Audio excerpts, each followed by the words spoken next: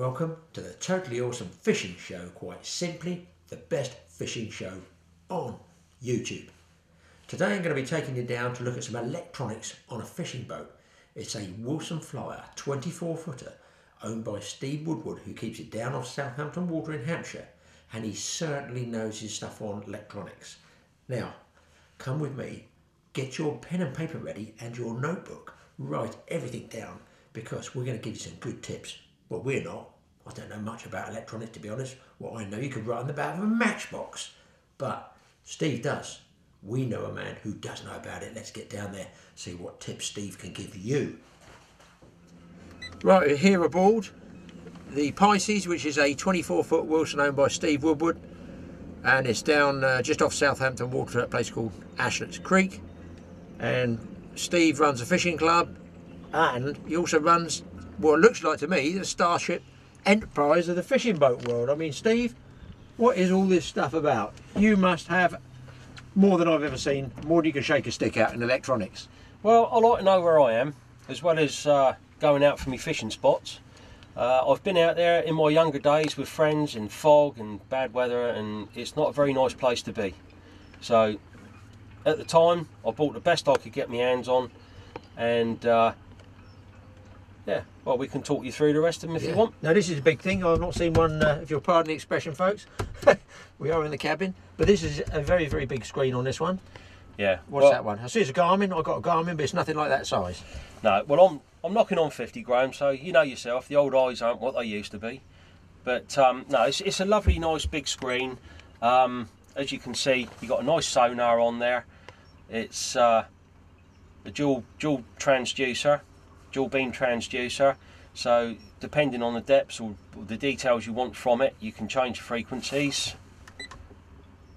As you can see, you can merge them, anything you like. Like a split, is that a split screen when you call it merge? Is that right? Yeah, you can, no, when you merge, you're merging the two images from the 50 or the 200. Yes. And it's putting both images onto the one screen. Okay, from both transducers. Yeah, I see. Both transducers are in the one. It's like a hockey puck. It's basically the same as that. Yeah. And you're getting both the beams on the one screen. I prefer to use the 200. Obviously, other people have got their own preferences, but it does everything I want on that. Now, does this like interface with other stuff on the boat, or could be interfaced with stuff? It does interface with other stuff. It sends the NMEA output electronic signal to the VHF, so that if I get into difficulties, I hit the panic button, and then the Coast Guard know where I am, who I am, boat, everything, name, yeah, everything. Bank account details, probably, yeah. But that's what it's for. It's for your own safety, isn't it? That? Yeah. I've also got that interfaced with a AIS system. If I pan out on this, you can see the small triangles. Yes. Those small triangles are shipping. So it tells you this is a little bit early for the AIS as far as I know. It's quite an early AIS that I've got in there, but at the end of the day, it does what I want, and it tells you the direction of the vessel, the speed of the vessel. Sometimes it'll tell you the name. The newer models, it tells you that's Lavender Arc. So if we enter on that, it'll tell you Lavender Arc. It'll give you the MMSI, everything you want. Its position. Clever system, isn't it? Really, it is. Clever system, yeah. And again, if you're out at Brittle Stars or somewhere like that, you're out very close to the shipping lanes, and there's some pretty big ships up and down there. So it's nice to know whereabouts they are. And because this tells you what size they are and everything. Yeah. And would that can't be set so it could tell you a speed of those vessels or anything. Let's say you're at anchor and you think, well, I mean, folks, this is Southampton Water. Obviously, here's the land, here's the water. We're only in the creek, but you can see these boats, the big ships, standing out there. But if you were at anchor, let's say I'm out at sea somewhere, and a boat was coming towards you, would it give you a speed or anything like that? Or that boat? It does give you the vessel's speed. Does it? Yeah, it does on some of them. I think probably modern, really up to date. The latest units might supply that for you. But also you can set on the radar. And what type of radar is it linked with this? Yes, it is. It's on a network system. To fire this up, you need to just hold that and then it goes through a small warm up. But you can set up all sorts of thing on this. You can set up geo fences and all that sort of stuff. So that if a vessel comes inside that area that you've put a safety ring up, yes, right, then if you leave that on, it'll scan every sort of like 2 or 3 minutes. Yes. And then if anything comes inside that fence, it'll tell you. Oh, it's like a beeping audible system or something like that? Yeah. That's because the battery's getting low. And does that draw a lot of juice? Believe it or not. The radar itself, you know? The radar doesn't. The screen lighting on that. Is that right? Yeah, really? It really does draw the power, and that's what it's just put everything out. So you have a separate auxiliary system or battery setup you have here to run that? Yeah, yeah. I mean, if I put it, you're going to get a high pitch bleep now, because that's a safety aspect that I'll put on the engine, but it'll tell you the voltage is just here. Down here, yeah. Yeah, so that's the service battery. Yeah. The starting battery, that's a service battery. If I crank her over, then everything will come back to life. It's just because where she's been sat down here for a few weeks, exactly, and it's been wet and horrible, and bilge pump's been kicking out and all that sort of stuff. Batteries don't like it, do they? No, they don't. My car doesn't. It's the same, Now you've got other gizmos and gadgets here. Just talk us through these. Yeah, well, this is just a little handheld plotter. It was a gift for me from a mate of mine, Martin, and I like to keep that because if everything else went down on the boat, I've got a backup. Yeah, this has got little AA batteries or something like that in it. So should you lose all your electronic system, you still know where you are. Yeah, and that's a plotter as well. So you can use all the plotting aspects of it. And when it's on the boat, it runs off the boat supply, which you can see has just gone down because the batteries have gone flat. But But it's linked up. I've got a little auxiliary antenna which is fitted up on the top. Oh, I see. Yes. Yeah.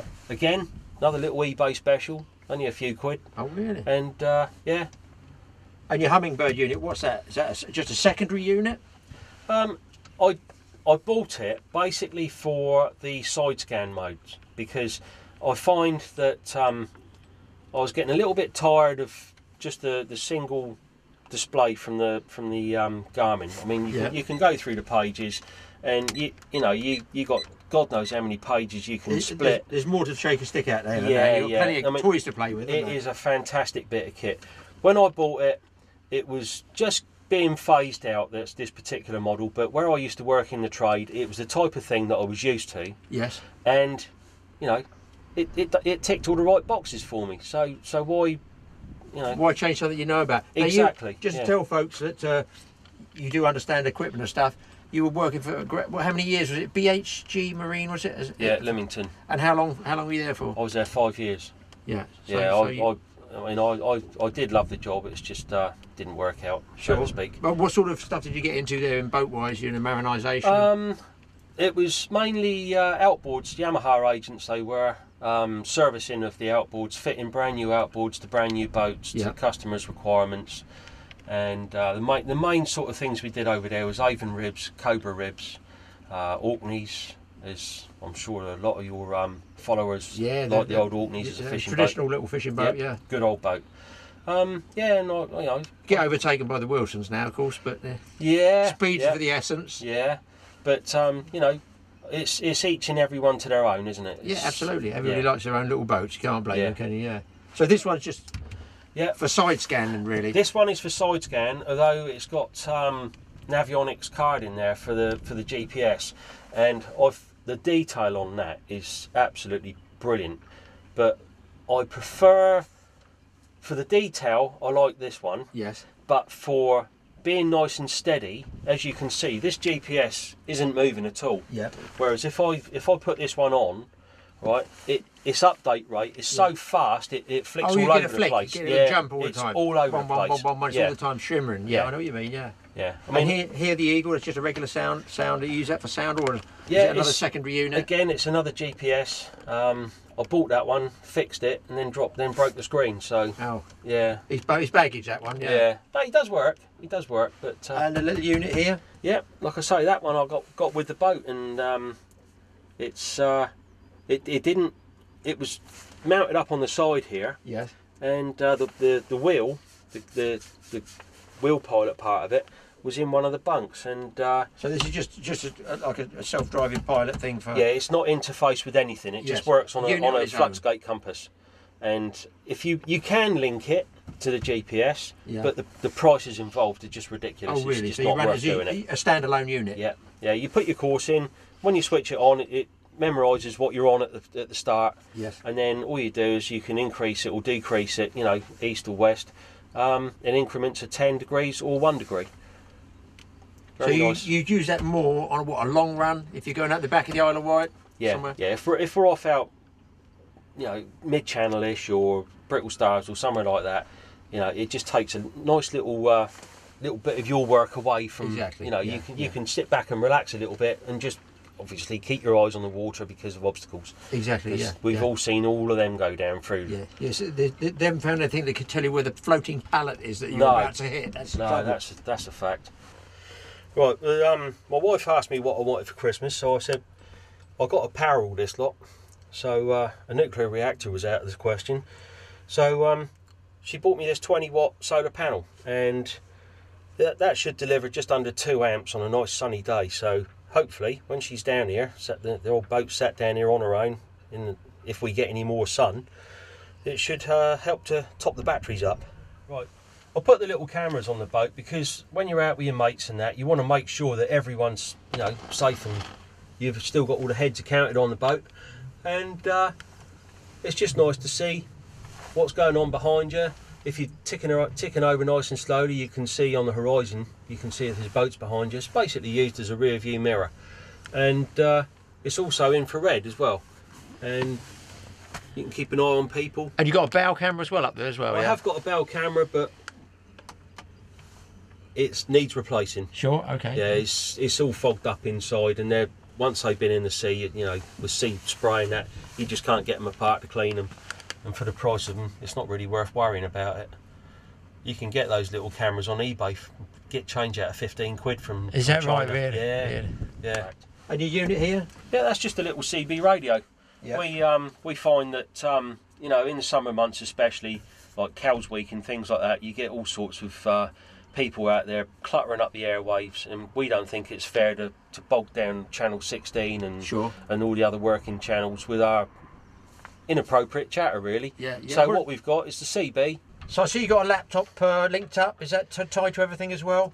No, it's just a standalone system. Again, it's another backup. A friend of mine gave me the disc. It's called OpenCPN, and it's all freeware, readily available on the internet. And it is a very, very detailed GPS system which you can run on a laptop. So is that something you could put a disc in, and you could be at your home on your office setup or anything, and you can put stuff in and look at marks and find them? Oh yeah, definitely, without a doubt. I sit there, and a few years ago I used to sit and look at paper charts and look for little gullies and holes and what have you. But the detail on this is very, very accurate and very, very, you know, full. It's informative. Yeah, so much so. If I just move my namesake there, Woody, the little GPS dongle. Yeah. That's all it is. Oh, Again, really? Little eBay special. That was about 16 or 17 quid. You get all the that's all right. driver's software with it. You just put it on the laptop, install your software, open your port, and you've got a fully operational plotter. And That would be handy for looking at you know, when you get to as you say, you're looking at charts, you're looking at marks, and you think, is that worth going to? So I could probably hover my mouse over a mark or wreck or something like that, and then copy it and put it into my boat GPS. Should I not want to take a little mini laptop like that out? Exactly that. Yep. So that's what you could do. And you know, it's you can see it gives you a status up here of the GPS signals, so you know that you're not getting false information. There's a little icon of the boat there. Then you can zoom out, zoom in. It's a fully operational plotter. And what sort of areas would that cover, Steve? If you zoom out of it, yeah, it covers pretty much the whole world. Goodness me, yeah. Yeah, and in that detail. The only place that I have looked, and it's a little bit iffy, is like the South Pole. But who wants to go there? And now you link. What would you do with that on the boat? Bearing in mind you've got your Garmin here. Is it just another sort of supplementary item you keep aboard the boat? Well, like I said, sometimes... Not that you keep all this stuff on the boat, just in case anybody wants to knock on a door, forget it, all goes home, but you run out with that as well as a bonus. Yeah, I'll take it out there. I don't always switch it on because, you know, I've got all this, but like I say, sometimes the detail on this can be a little bit left to be desired. Sure. It does everything I want it to, but I have noticed that some of the detail on it isn't as good as it could be. Sure. I'm running Navionics on the Hummingbird, which is very detailed. Yes. But like I say, the update rate on that one is too fast for when you're sat around like we are at the moment. Yeah. This one is lovely and steady, and this one is nice and steady. But as you can see, the detail is amazing. So, like you're saying, Graeme, if you want to look at it at home, yes, and sit and study charts of where you're going, you know, like when you go to Boscastle and places like that. Sure. You've got all of that information there. If you want to put the dongle on it and take it with you, you can take your plotter with you, your laptop with you. So what I could do, right, I was out fishing with Wayne Combin, who's also got a Wilson flyer. He came on my boat. We were down in Falmouth, we were drifting for blue sharks, doing a blue shark film as well. And a guy came up to a small boat. He said, "Are you over a wreck?" You know, he said. I said, "No, we're just drifting." He said, "Well, there's a wreck here," and I sort of thought about it. Yeah. Now I looked on the chart roughly where I was, couldn't find it, but we obviously punched in the numbers. We just pinged that number in case we were near the wreck. We didn't know where we were, about 15 miles out. Yeah. But what I could do is get that disc, put it in, put my numbers into it in some way, and find out what's around there. And, you know, why did we get all those sharks in that small area? And there could be a feature showing there, couldn't there? Very much, yeah, there could be. This one does give you, although all the charts will give you what the bottom composition is. Yes. Whether it's, you know, sand and shells or shingle or mud or what have you, which is ideal for when you like place fishing as well. Yeah. And that leads us on to something else that I can show you in a minute. The mussel beds, that's what I want to see for the place. Yeah. But we've, you know, you can look on this. It will show you wrecks, but it doesn't give you like the traditional little wreck symbol. It gives you like a little circle, like you would see on these as an obstruction. Yeah. But if you know where they are, then you can change the icons on it anyway. Oh, I see. Yeah. Adapt So it, yeah. It's quite an adaptable piece of software. And that's free. It's amazing, isn't it? Yeah. Yeah, it's freeware. Although people on, as far as I know, on eBay, they're selling it for like anything up to like $10 a piece. Oh well, hopefully I shall have a play with that. Definitely, yeah. Steve, you've got a handful of cable, and you've got what looks like a bomb. What is it? What is it exactly? I thought it was something that the Beatles sang about, but it's, believe it or not, it's a little underwater camera, and this is good for 20 metres. Really? Yeah. So that, you know, like when you and Wayne have been down the east from here, sure, you've been looking for the mussels and things like that. Well, hopefully this might give us the upper hand. Oh, good. Find the mussel beds, yeah. Yeah, yeah.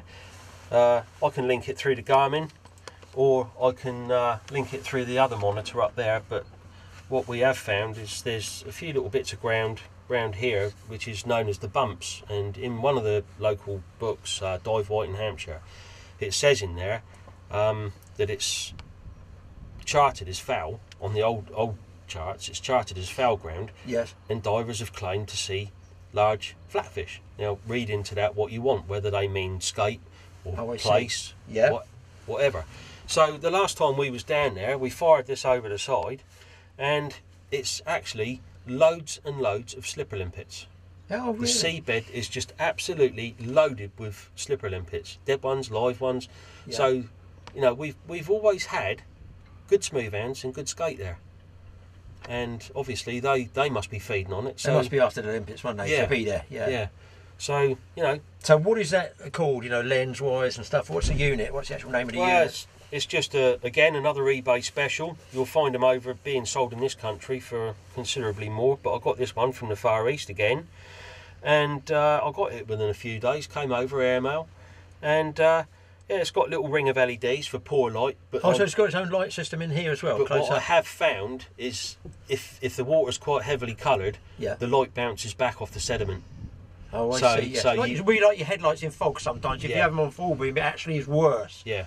But another thing about this is, as well as using it for the fishing, Eric and that, they've all got it as well now, because you know, they like what they saw. We've been out and tried it, they liked it, so they've got it. Yeah. But another nice little thing about this is, because this engine isn't driving an outboard, it's driving a leg.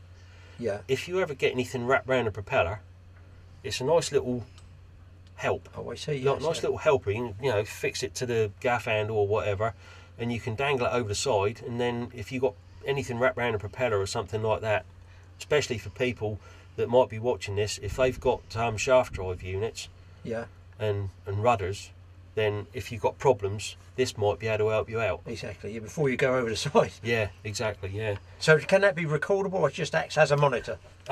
If you've got the software on, if you've got software for like security, something like that, you can get that relatively cheap on the internet. So it could be linked to it then. Yeah, you can make it recordable. Yeah, fire it through the laptop and record it that way. That's interesting.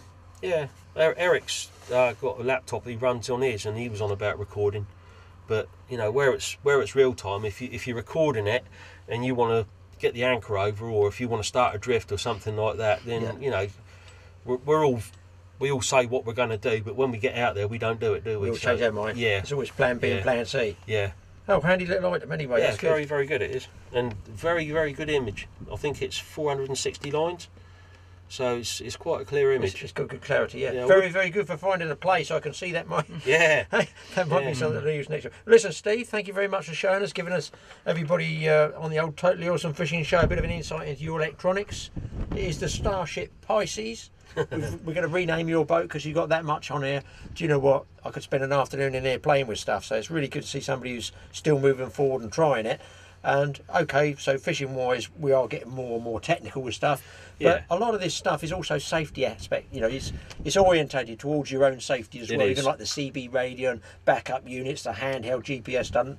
You know, you've got little batteries to it instead of running off the boat. So you have to take that into consideration. And you know, there's lots of toys, big boys, big toys, but all worthwhile. So listen, Steve, mate, I appreciate it. Thank you very much. It's been very, very interesting, and hopefully some of the guys there, you know, you might want to fit your boats out with some of this stuff as well.